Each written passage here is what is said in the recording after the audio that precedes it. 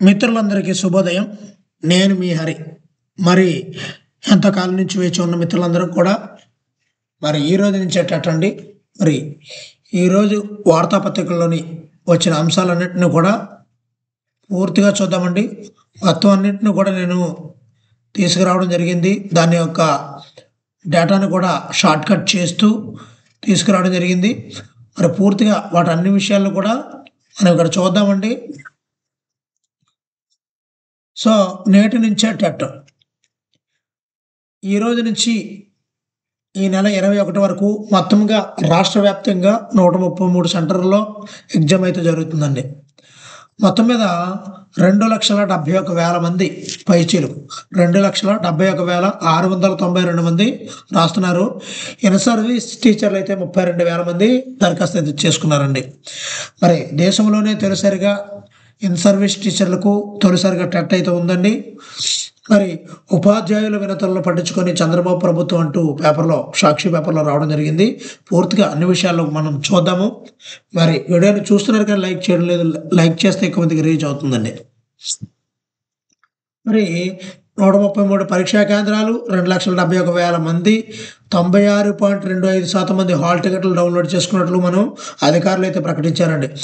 దరఖాస్తుల్లో తప్పులుంటే గుర్తుపెట్టుకోండి, దరఖాస్తుల్లో తప్పులుంటే నామినల్ రోల్స్లో సరిదిద్దుకునేందుకు పరీక్షా సెంటర్ల వద్ద సరైన ధ్రువపత్రాలు చూపించి మార్చుకునేందుకు అవకాశం ఉంది అంటూ చెప్పడం జరిగిందండి. అదేవిధంగా ఇన్ సర్వీస్ టీచర్లు 32,000 మంది టీచర్లు పార్టిసిపేట్ చేస్తున్నారు. ఆర్టీఏట ప్రకారంగా మరి సర్వీసులో ఉన్న ఉపాధ్యాయులతో సైతం టెట్ తప్పనిసరి అని ఈ ఏడాది సెప్టెంబర్ 1వ తేదీన సుప్రీంకోర్టు అయితే తీర్పిచ్చింది. దీన్ని అన్ని రాష్ట్రాలు పాటించాలని ఆదేశించింది కూడా. దీనిపై దేశవ్యాప్తంగా అయితే తీవ్ర వ్యతిరేకత అయితే వ్యక్తమవుతుంది. మరి సుప్రీంకోర్టులో చాలా రాష్ట్ర ప్రభుత్వాలు అయితే రివ్యూ పిటిషన్లు దాఖలు చేశాయి. మరి సవరణలు చేయాలి, ఆర్టీ యాక్ట్లో కూడా సవరణ చేయాలని కేంద్ర ప్రభుత్వానికి విజ్ఞప్తి చేశాయి. కానీ ఆంధ్రప్రదేశ్ ప్రభుత్వం అయితే మరి రివ్యూ పిటిషన్ అయితే వేయలేదు.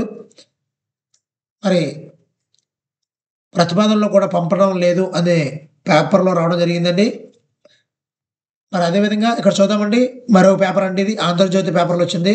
2,71,000 మంది దరఖాస్తు చేసుకున్నారు.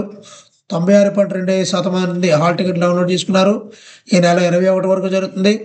ఉదయం 9:30 నుంచి 12 గంటల వరకు, మధ్యాహ్నం 2:30 నుంచి 5 గంటల వరకు 2 సెషన్లో ఎగ్జామ్ అయితే జరుగుతుంది. మొత్తంగా రాష్ట్ర వ్యాప్తంగా 133 పరీక్ష కేంద్రాలు అయితే ఏర్పాటు చేశారు.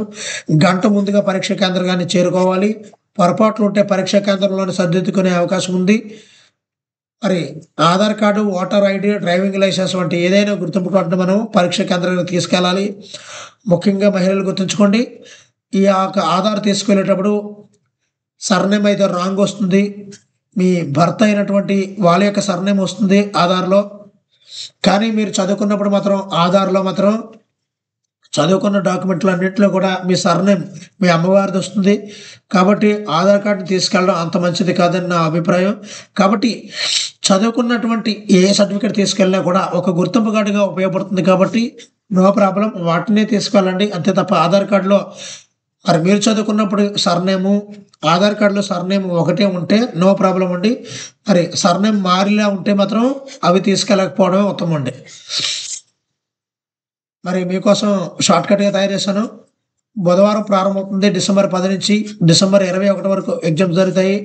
133 పరీక్షా కేంద్రాలు, దరఖాస్తుదారులు 2,71,000 మంది, హాల్ టికెట్ డౌన్లోడ్ చేసుకున్న వాళ్ళు 96.25% మంది అండి.